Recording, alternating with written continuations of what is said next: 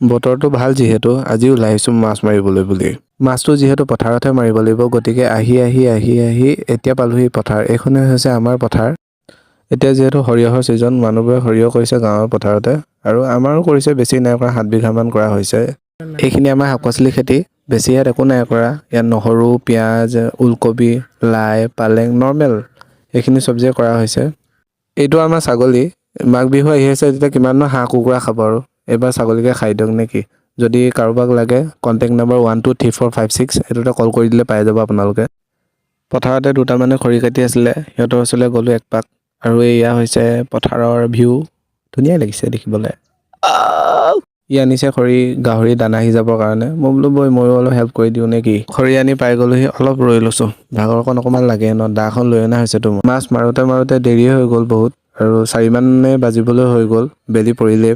এয়া হৈছে আজিৰ